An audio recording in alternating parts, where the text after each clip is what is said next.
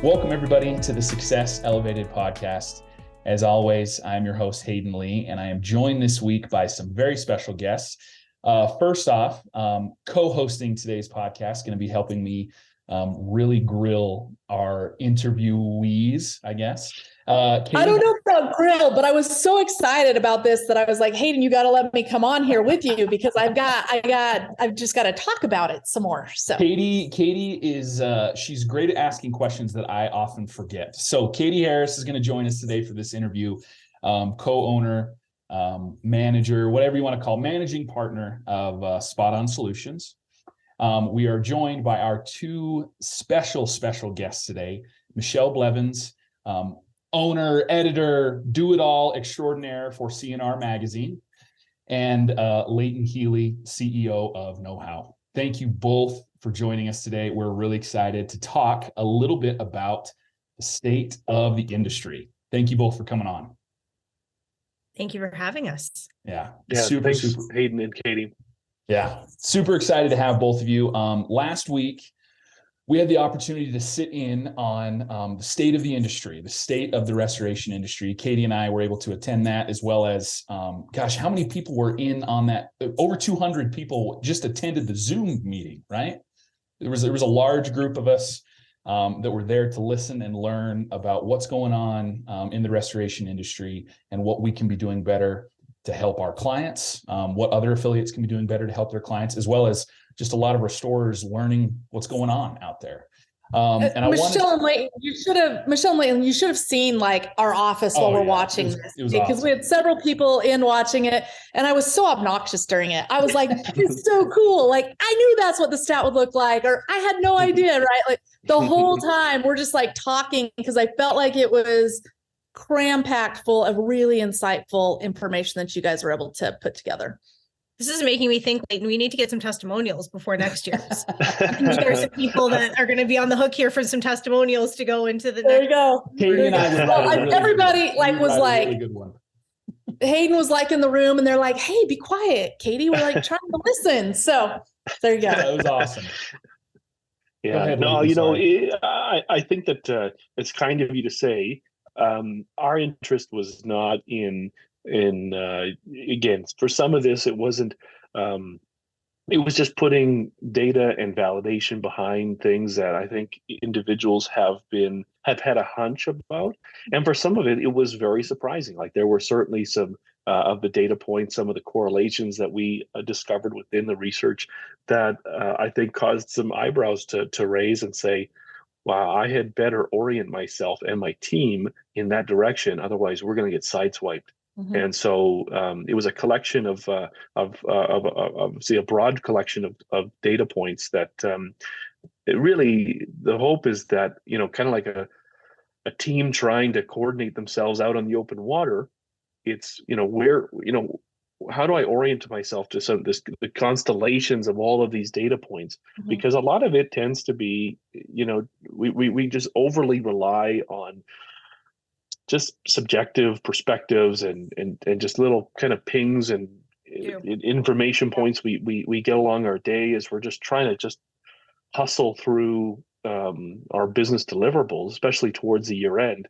And so Michelle and I, we really felt that the industry lacked a authoritative summary of just where are things going and what seems to really matter, what seems to matter less, and frankly, what are some of the things that need to be top of mind as you go into the next year? Because this is a high stakes industry, and decisions are backed by capital and by human capital, and people want to be able to make the best decisions possible. And it's really about the quality of the quality and the quantity of all the decisions that you can make that really set your business apart. And that's where CNR and Knowhow we're really trying to come from, is how do we help these companies improve the quantity the quality of the decisions they make? Because there's so many decisions you make every single day as a business owner. Just to add to what you're saying there. I love that. It's Spot On Solutions. We've been in this industry doing digital marketing for restorers for just over 11 years. And so I feel like we have a lot of information and insights to what works for restoration companies when it comes to their digital marketing, but no time in that 11 years has there been this comprehensive study put together like you guys were able to just deliver. It's been fun over the last few months as we've been planning this. I mean, we first talked about this, Leighton and I did, and with Travis at, I think, Contractor Connection. So this was a long time in the works. And I know there were some behind the scenes conversations with SOS as well. Like, hey, is this going to work? How can we make this happen? All of that. So, you know, and then I feel like as the information was gathering, we were seeing the type of people that were responding, and we knew, oh my gosh, this is like the real deal. This is going to be really good data. These are restorers that really know what they're talking about. And I had restorers knowing that they were going to go take the report, reach out to me first and say, hey, I know you're asking for some very specific stuff. Could you send me the questions ahead of time so I make sure I have all the specific data that you're looking for so I give you the right answers? So I learned that pretty early on and was sending like these questions ahead of time. So people were really putting in their real numbers and going to their teams and making sure that the data that they were providing us was 100% true and accurate. And the report is, I think, proof that, I don't know, some things were a big surprise and other things are like, yep, that is exactly what was the biggest surprise to you guys? If you had a takeaway out of it, what were you like surprised at? One of my, okay, I have two.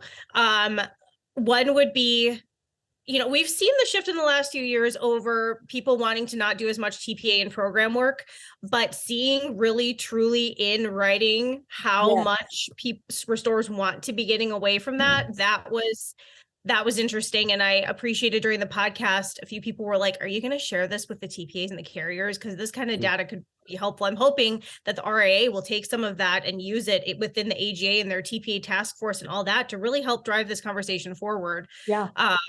And then I guess the other one for me was all the years that Ben Justison and other people have spent educating on give Xactimate pricing feedback. And then we see the data and people are like, yeah, I'm not really doing that. That was interesting. Yeah.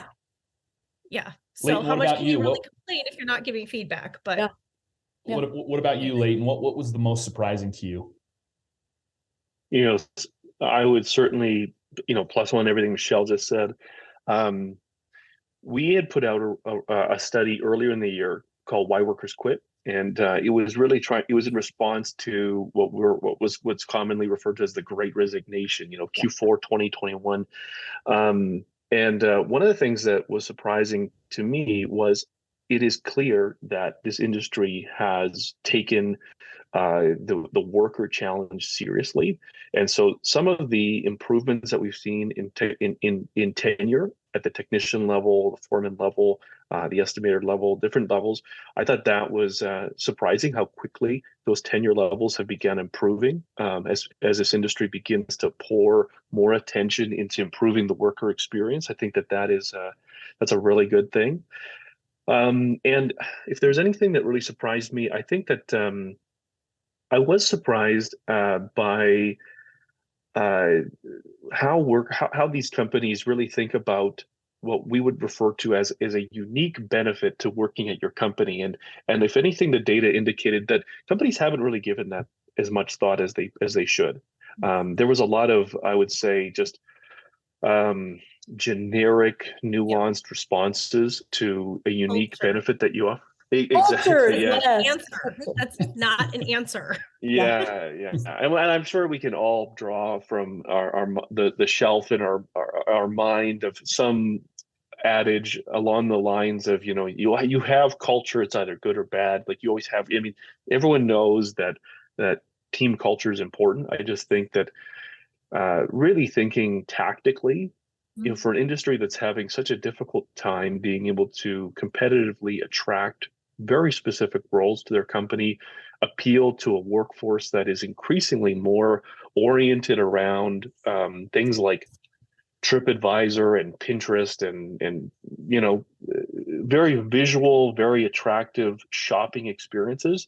And just that hasn't come to the restoration industry from an employment standpoint in terms of how do we really provide like an appealing shopping experience to a prospective candidate who's going to be considering applying to our company, and how do we package unique benefits to working for us and communicate those. I mean, the fact that in an anonymous environment, companies could not really clarify with pinpoint accuracy what are some of the unique benefits to working for you. Yep. Tells me that that's an area of improvement. But again, the worker tenure suggests that where you apply pressure in this industry, you get results. And so I think that's an area where companies have to think about applying pressure, is really codifying, what is a unique benefit that we offer our workforce. And you don't have to do everything. It's really about choosing 2 or 3 things. And so I was surprised. That there wasn't really a lot of bench strength in that area. Yeah. Leighton, that was one of the things that, and you refreshed my mind, because I was trying to remember all the good information that I pulled from the state of the industry. But yeah, the one thing that, and I believe it was you that talked about this during the actual, event, where, yeah, everybody says, oh, people like to work for us because of the culture, right? But nobody clearly defined what that culture was. And you yes. emphasized that during the conversation. You were like, nobody's being real specific. What is your culture? Nobody could really get real specific about that. And I don't want to, we're going to talk about, I think, next steps for restorers and actionable items for them. And so I don't want to get too much into that, but that was one thing that I took, was like, you've got, if your culture, if you're not offering other benefits, which I think that, depending on your company size, there's probably instances where you can't offer those benefits yet, but your main benefit is your culture. Well, you've got to define what that is. You can't just say, people like to work for us because we're fun. It's like, okay, I mean, let's get a little more specific as to why that is, so that was a big thing for me. Like, hey, if culture is going to be the defining benefit of working for you, you better have some specifics as to what that is, because you're not gonna attract new. Everybody says they have a good culture, so you've got what specifically makes you different. So that was a big thing that I took. I think in the industry we're starting to see glimpses of things like that. Super Tech U. So Eric Sprague and Larry are doing something like that. They're coming in and they're saying, hey, for us, this happened in our restoration business. We were losing business because of our employees, and they're investing in that training in things like DISC, personality behavior consulting and soft skills training, where people are finding some extra benefits. So you're starting to see glimpses of that. And Super Tech U is a good example in the industry of someone seeing, maybe having the foresight to see an issue and step in there just a little bit. I think one of the things, go ahead, Michelle. I think on that culture piece, which you just hit on, Katie, I think soft skills is going to be something that we're going to see growing more and more in the coming years. I think restorers historically have aired really on the technical side of training, which is important, but I think we even talked about it during the webinar. Maybe anybody can drive a structure, right? You can teach the technical side of it, but the soft skill side is so important. And maybe that's where part of the culture piece is coming from, are the people that are learning actually how to relate to customers, go to a job site when you're meeting somebody that might be distraught or upset or mad or whatever that may be. And if you don't have those soft skills and you're not training your people for that, you're going to fall behind eventually. Yeah. One of the things that surprised me, and we've had a lot of conversations about this at Spot On Solutions, is when you put up the graph that showed, I think the question was like, what keeps you up at night? Right. And I'm like, cash flow. I'm like, before you even put up the graph, I'm like, I know what it is. It's cash flow, because for the past 11 years, every single client we talk to, at some point, cash flow keeps them up at night. And then side by side, right next to it was hiring. And I was like, oh, they're the same. Like, hiring has caught cash flow in what keeps you up at night. And I was super surprised they were that close together. Nobody on my team was. So my account managers that are working with restorers every day, not surprised at all, because they're hearing that. Yeah. Hiring is a huge problem. I think it's eased up a little bit, but it's still not getting any easier. And I thought that then the getting paid pain point correlated so nicely, unfortunately, with the graph that we had that showed how long it's taking restorers to get paid. And it's taking 30, 60, I can't even remember all the data on that graph, but it's taking restorers quite a long time to get paid. And then obviously it's a completely different ballgame, but the people who are doing CAT, I mean, you could be a year out from getting paid on some of that, depending on what it is. So you have to be able to finance that stuff ahead of time and pay all your bills. Yep. I was just going to make a follow-up comment there, is that one of the things that's very clear in the data is that restorers by and large are feeling like very confident next year in terms of next year is to be a growth year in revenue. And but at the same time, it's a growth year for their teams, like net new hires. And so one of the things that I think is going to really define I think is going to really help people set themselves apart within the industry is you don't have to have much of a rally cry to get people excited about selling more jobs or doing more business or pursuing more leads. I mean, it's by and large, a lot of business owners in this industry are very growth, very sales, very business development oriented. You know, it's just, I would say that by and large, that's where a lot of them come from. And but to have that competitive advantage, and sometimes I can be a squeaky wheel for saying this, is that the industry is moving into a place where it is worker restrained, not opportunity restrained. You know, where you apply focus within the market, you're going to bring opportunities in the door. There are proven strategies to grow your revenue, and so companies have got to find a way that, you know, within. A great example is how much agenda time within a meeting with your management team are you dedicating next year towards growth and revenue and customers and you know, and bring in the dollars, and then does our strategy to showcase our business to the market, to the employment market, to deliver a tremendous, you know, market leading worker experience and worker. I mean, how much time does that command in your agenda? And that'll be a great indicator. I mean, that's probably not something we can survey for, is, you know, send us, you know, how you allocate time in your management agendas. But I think it'd be a very strong indicator of who are going to be some of the real, I would say, out front companies, as will companies apply as much pressure to market growth as to workforce experience and within hiring as they do within market growth. That's something I'm thinking about. Katie, I'm a little curious on your take really quick on, so the industry is growing right now and it expects to grow next year, but this was a slow weather year. Other than Ian, which is going to be a huge event, other than Ian, it was a slow weather year. There weren't wildfires like we've had, a lot of the localized events like we've had in the past. So what do you attribute to the industry having such a big growth year with low weather events? That's a really good question. I've thought a lot about that. And one of the things that is super interesting about this industry is it's pretty recession proof, right? So when you're hearing a lot of talk about recession, you're not hearing restorers talk like that because floods still happen, things still happen. I think that there's a little bit of piece of COVID still lingering there for growth. I think you have a lot of companies still taking advantage of some opportunities around that for contracts with companies. I think that's been pretty smart, but it's a little bit unusual, I think, for the growth. And I was excited to see the optimism for growth looking into 2023, coming off of a nice growth year. Yeah, it was really good to see. Everybody is predicting grow.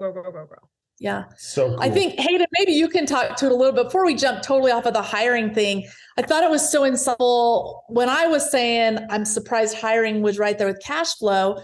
My team started talking about never before have we had a year where more people have reached out to add things to their website about hiring, and we're thinking about marketing for employees. Yeah. No, I'm curious your perspective from that, from working as an account manager with restorers. No, it's a huge priority. I think what most of my clients, again, in my experience, most of my clients, I think, have kind of figured out is that there's the constant conversation of, like, is it the chicken or the egg, right? So do I need to start bringing more jobs in, or do I need to hire more people so that I'm ready to handle those more, the increase in job flow or whatever? And I would say, just kind of across the board, most of my clients are kind of figuring out, hey, we've got to increase the size of our team, because there are ways to bring jobs in, working with us as a marketing agency, or maybe it's TPA work, whatever it might be, right? Like, there are ways to bring in more jobs, but what they've found is that their company's never going to truly grow unless they increase the size of their team. And so, 100%, a lot of my clients have come to me saying, hey, what can we do in the marketing realm to get more applicants in the door? I've had clients that have had a lot of success with Facebook. Facebook has been a great way. We run some social media ads for them that, everybody has a Facebook account. Everybody's on Facebook. And maybe not everyone is searching through job boards, but if they see an ad on Facebook, they're like, oh, that looks like kind of a cool place to work. Maybe I'll go check that out, right? Like it's the ad space for hiring specifically is great because you can sometimes scoop up people that aren't necessarily actively on Indeed or ZipRecruiter or something like that. That's what's great about ads is you can sometimes grab those people, grab the attention of people that, maybe they're not actively looking right now, but they're like, hey, that sounds like a cool place to work. Or I've got a brother or a cousin or a sister or somebody that I know is looking, hey, maybe I'll tell them about this, right? So like ads are a great way to get in front of other people or of people that you might not have gotten in front of another route. So it's 100%. I've seen so many of my clients have requested things. Let's add a page on my website. Let's add an employee portal, whatever it might be. And I think they're starting to really recognize that if I want to grow, I've got to have the manpower in my back pocket in order to grow. So that's been the biggest thing that I've seen. So, and let me build on what you're saying there, Hayden. So a few things. One is, what we've shown in previous research is that the number one source of new workers into this industry came from referrals. That was the number one source. And interesting, when you jump into the state of the industry data, one of the correlations that we saw is that, again, when you look at companies that offer that claim a unique benefit that they offer their workforces, and then you correlate that to worker tenure, is that companies that offer bonus programs is one of the factors that drives stronger worker tenure. And now I don't think I'm reading the tea leaves when I say that what you're seeing there is that companies that have formalized referral programs that are tied to, and I'm not just saying cash bonuses, but have actually formalized programs where it's known across the team that there are incentives around them opening up their personal networks and expressing job opportunities towards people in their networks. I mean, anytime you can bring someone to your company where there's already the sinew of a relationship in place that retains that person, that's a big thing. Mm-hmm. If I can, and I don't want to get the cart ahead of the horse here, but I know we want to talk about some tactical applications of some of the research here.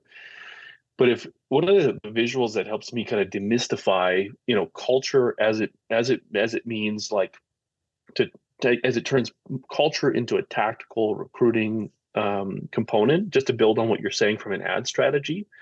If like the four of us were to stumble, through the jungle and we just like arrived, in like a remote native tribe, that had much contact with the world, I mean, what you're going to experience very quickly is their culture, is how they do things around here.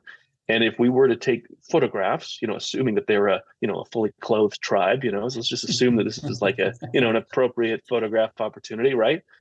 But we would take photos and we would say, that's interesting. That's how they celebrate. Interesting. Oh, hey, interesting. That is how they grieve. Oh, interesting. That is how they start their day. Interesting. Oh, interesting. That's how they honor people.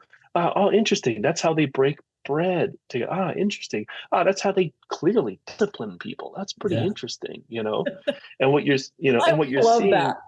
What you're seeing ultimately is expressions of their culture.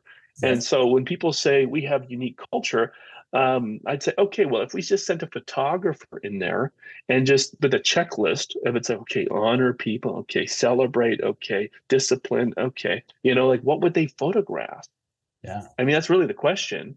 And then when you're throwing ads out there, you can either go to iStock and grab some phony looking photo, or you can take a drone shot of how many vans you have, right? Or what you can do is you can actually profile, and it doesn't have to be perfect. It just has to be authentic, because you don't want someone to come work for you who's like, well, this isn't what I thought it was at all, right? You want people to come in and be like, this is exactly what I thought. This is quirky and this is just like me, or whatever, right? But that's, at the end of the day, your culture is an evolving thing, but people need to make hires now. And so that ability for you to just, create the checklist of your mind, and a candidate who's looking at your job ads or looking at your website, they should be able to answer these questions. What do the people who work at this company look like? When they spend time together, what does it look like? When they're on a job site, what does it look like? When they celebrate, when it's someone's birthday, when it's a holiday, when we have a bad week, when we have a weekly. I mean, at the end of the day, that's what people are looking for, is just show me what it looks like for your team to just go through the natural ebbs and flows of business, and I will evaluate whether I think I would fit within that community, in the same way that we evaluate if we could picture ourselves, in that hotel by looking at photos. And then we make a buying decision and apply. And love that. That's so awesome. I love that analogy of the uncontacted tribe. Like, that's so good. It's a great actionable item for a lot of the people that were listening in on the state of the industry. I don't know if I can come up with as good of an actionable item as Leighton just came up with, but Katie, Michelle, we're kind of headed that direction. What are some things, we want people to look in on the state of the industry, and we'll talk at the end how maybe they can get a hold of this information if they missed it. But what are some real world things that people can do? They own a restoration company. If they're a manager for a restoration company, what can they do with this data and this information? Sure. Okay. So there's a lot in here, and Knowhow did a really good job. When you go through the ebook, there's actionable things to think about every kind of step of the way as well. The ebook is broken down into chapters and different portions of the data that we looked at. So there's a lot of action items in there that you can go through and work through with your team. But I would say, one of the other pain points and one of the other things that we talked about a lot in there was technology and the number of software platforms and extra technology that's out there now. I was surprised by how few companies are using Bluetooth monitoring. I'm pretty surprised by that, especially when a lot of the top industry drying consultants recommend using Bluetooth and this remote monitoring and all of that, so that you have all of this data to document your processes and things like that. Like, that's so important to the whole getting paid chunk of this. Yeah. So I was surprised by the number of restorers that aren't using that type of technology. So one of my action items would be go through and look at the state of the industry. Know that you're in the technology portion. Know that you're not alone if you're struggling with technology. There's a lot of choices out there right now when it comes to job management platforms, whatever that may be. But maybe it's time to have a discussion with your team if there's something that's not working, to look into the different options that are out there that will help your technology perform better for you and your team. Maybe it'll help you adopt the technology you're using better across the streamline things better, help with your documentation, whatever. There are a lot of restore tech and insure tech options out there that I think we realized from state of the industry that we're not harnessing nearly as enough to move things forward. Love that. That's Love great. That. Katie, what do you think? My takeaway, and then Leighton, I hope you're thinking of another one, because I know that I really am curious about your takeaways on how this can be actionable for somebody. But my other one was like, it's pretty similar to Michelle's, like, sit down with your team and go through it and ask them, right? When you get to the hiring, when you get to the culture, when you get to the technology, get some feedback from your team on, hey, how are we doing? Where would we put ourselves here? And see what takeaways you can get from your team, and then build on it, and really get mindful about what 2023 can look like for you. I think when you start looking at that report, you see some opportunities, maybe some openings, right, where you can set yourself apart in the marketplace a little bit. Love that. And there's a number of things that come to mind for me with actionable things. So one of the first things, again, I'll try to be as granular as possible here. So one is, give yourself an afternoon as a business leader to read this. And, there's several places we've made it available to you. CNR has this, and they did a amazing spread in their recent magazine. And so it's like both of those resources are worth an afternoon of your time as a leader to go to your favorite, coffee shop and find a corner where no one's going to bug you, get your favorite beverage and take some time with a notepad and read this. I think it's something that, again, you determine, whose dates you're going to leverage, but I think everyone would agree that this industry has been formalized for over 40 years. And this is the first time that something like this has been put in front of you as a business leader. And so I would take that very seriously. The second thing is what makes you a leader is that you have the ability to make decisions when a lot of people don't. And one of the things that I often will tell my team is that, my job is to try to be right 51% of the time as the leader. And what that means is that it's not about being fearful and making every decision perfectly. Really what it is, it's about, before you step into 2023, have your decisions made around where you're going to focus from a revenue mix, where you're going to focus from an investment mix, how you're going to, apply more emphasis on your worker experience.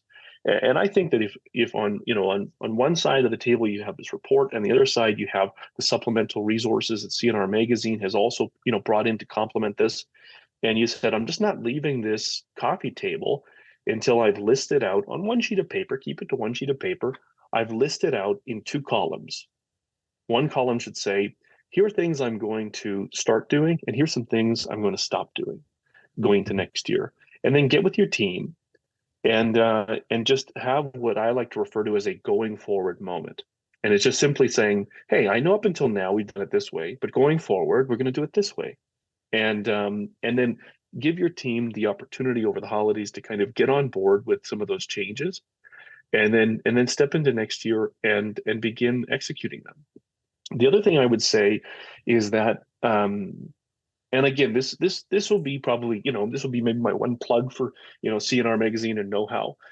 But by and large, what I would say, one of the things that this report emphasizes is that you are more strategically dangerous when you have better information, and CNR Magazine is where you get that better information. And so you should sign up. If you haven't, you should subscribe to CNR Magazine, because it is going to continue to give you a ability to outpace your competitors by just having better information. And the second thing I would say about Knowhow is that anytime you're trying to implement new things, you're piling on the plate of key people who already didn't have any time. And so the challenge is how do you give your team more time so that they can actually act on some of these things, so that they can reach out to SOS and say, hey, the idea of running ads to recruit people, I had never thought about that. And we say, yeah, you should probably link up with SOS. And so I'm a big believer in the best way to give a manager more time is to standardize elements of your company so that they can begin easily delegating things off their plate, and so they can know that they aren't the only place where knowledge lives. I mean, that's a core fundamental focus of Knowhow. And we're really believers in, it's really, how do you remove so much of that time given to micromanaging your staff off your plate. But that's what I would say is you owe it to yourself as a leader to give yourself an afternoon to read through this content. I think you owe it to yourself to be able to just be decisive and just summarize that into what you're going to start doing and stop doing, and then just commit to those decisions. I think you owe it to yourself to get plugged into a more steady stream of reliable information with CNR Magazine. And absolutely, I think, you should give your team time, 20% more time next year to be able to actually execute on some of these strategies. And I think we can help you with that at Knowhow. Awesome. I think that's some great takeaways. So one more really quick thing. Go ahead, I hope Michelle. that also reviewers kind of take away from this that we're all not all that different. Mm-hmm. Everybody is suffering from a lot of the same pain points, and there are organizations like the RIA to get involved in, or the Mid-South Cleaners Association, or whatever it may be. There's just all these ways that we could be working together a lot better, I think, to try to help improve on some of these pain points and move past and through these pain points. We're not all that different, and so we would be better together, working together better. Yeah, and I hope to what Michelle's saying there. I hope that this report will create some ability for people to kind of reach across the table, so to speak, and just to say, hey, did you get a chance to read this year's report? And I wonder, which were some of the challenges that keep you up at night? I know for me it was this one, and hopefully it sparks some conversation where people can have. I think anyone who's just gone for a conversation with someone where you're just getting to know them for the first time, and you don't have a beverage or a cup of coffee, it can be awkward, and so you need that third party, so to speak, to kind of break up the dead space with taking a sip of your coffee or taking a sip of your drink or whatever. And I think the report, in a sense, can be that third party in the room, in that it allows competitors to have a conversation. It allows individuals who've thought about collaborating to have a conversation. It allows vendors to reach out and say, hey, the reason I'm calling, I wonder if you had a chance to see this report. And so I hope it can be that third party in a lot of these conversations to be that third party to say, well, what do you think about this element of our industry? And it can, to Michelle's point, it can allow individuals to start to have conversations that they may not have had before with other participants in our industry. Yeah. Yeah. Well, I would really love to have you guys back on with some of those other vendors, right? Like they're the same ones we're working with, Wylander, who's in that recruiting hiring space, and really dive in to some of this, learn some things that might be actionable. And Leighton, I loved your idea. Hey, you deserve the opportunity to pull yourself out of the office for an afternoon and go dive into this and see what difference you can bring back to your company for the year. So kudos to Knowhow, kudos to CNR Magazine for undertaking this. Like I said, over 11 years I've been in this industry. Derek, my business partner, has been in it for over 20. And it's the first time I've seen something like this. And being able to actually have the data support the assumptions, I think is really powerful. And I think those businesses that take the time are going to have a real competitive advantage. Oh, yeah. I if I could add anything, which I'm the comparatively to all of you, I'm definitely a rookie when it comes to the restoration industry. But what I would say is every business owner right now, like you had mentioned, Leighton, every business owner right now is thinking about 2023. What they're game planning for next year. What are we going to do everybody wants to grow. Everybody thinks they're going to grow according to the report, right? So what are they going to, they're sitting down right now and they're trying to make plans. You are doing yourself and your company, if I could speak directly to restoration owners, you are doing yourself and your company a disservice if you aren't using the data in this report. It should be a tool in your tool belt. It should be a weapon to help you take care of next year, right? Like use it. If you're making decisions for your team next year without the report, you're selling yourself short. You're not going to be able to make the leaps and bounds. You're not going to be able to achieve the goals that you have for yourself and your team if you don't have this report. So that's all I would add. That's my sales pitch for the state of the industry. Michelle, Leighton, I know mentioned it briefly, but Michelle, where, kind of to wrap up here, but where can people find the state of the, where can they find the report? Where do they need to go to kind of get access to this information? Sure. So there's two different places you can go. You can go to stateofrestoration.com, or you can go to CNR's website, cnrmagazine.com. You can download the ebook either place. And I will also say on the CNR website, you can access the digital edition if you haven't gotten the print issue, which also has an article that breaks down the state of the industry. So it's more of a summary of what you're going to get when you look at the full report. If you want to try to understand what you're looking at before you get the whole 51-page report, that's a good place to go. Leighton has a sidebar in there specifically talking about the workforce issues. Jeff Jones from Violand has a great article in there where he pulled in a lot of thoughts from business leaders and what they wish they would have known when they started their restoration companies. It's an amazing article. It's great. So I highly recommend that one. Mm-hmm. Eric Sprague has an article in there on taking an assessment of your own business and determining the state of your own restoration company and seeing where you're at. And then there's also a roundtable with about a dozen industry experts and kind of their take on trends, pain points, opportunities for the industry, those kind of things. A lot of what they said without them seeing the report also mirrors what is in the report. So it's a big special section that you can find in there with a lot of different information that also just plays right directly off of the full report that you can get on either of those websites. And it's all free. It's all free. All love free. that.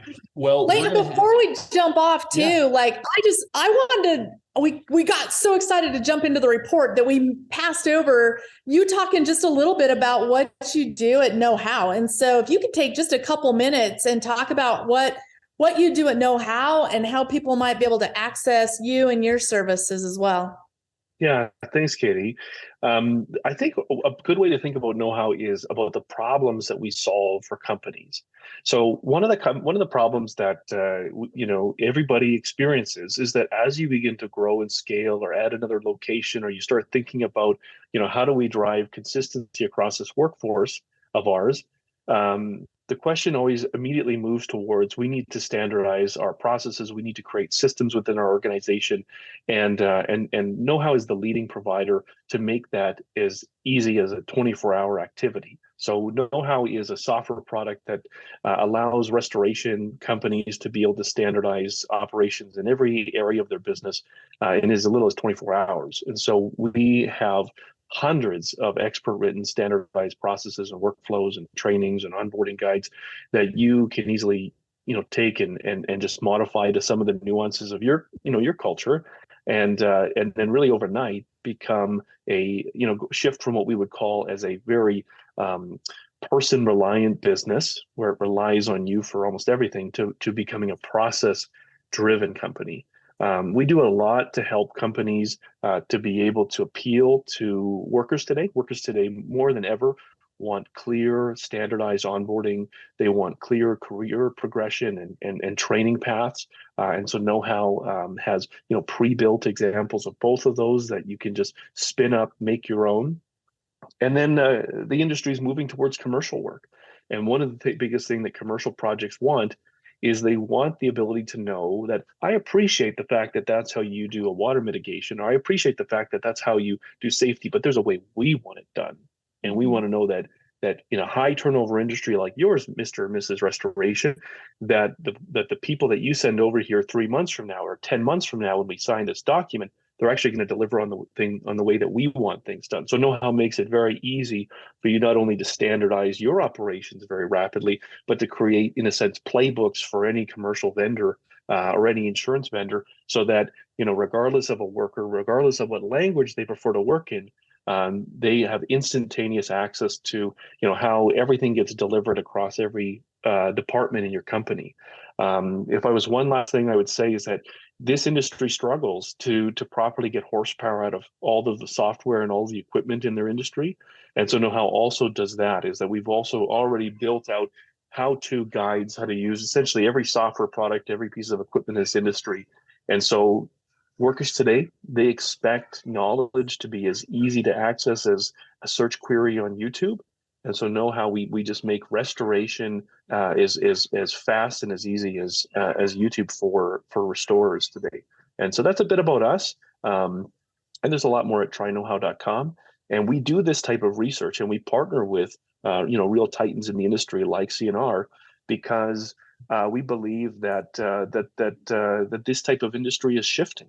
It's changing. And what's changing it is that the people who know how to do their job are transitioning out, and they're not writing a lot of memoirs. And the people who are coming into this industry, young, motivated individuals, they lack a lot of the core based skills. And the biggest risk is actually, can you deliver those skills in a format that meets the expectations of a young, motivated worker that is walking around with a mobile phone in their back pocket, not a backpack to carry a binder, right? And so for us, we're really focused on helping companies win with the realities of today's workforce, so they can continue to deliver things profitably and consistently. And we do that data because we want to make sure that our products really deliver for companies winning with the workforce. Awesome. Win with the realities of today's workforce. That was so good right there. So good to close this out. Love it. Well, Michelle, Katie, Leighton, thank you all for joining us.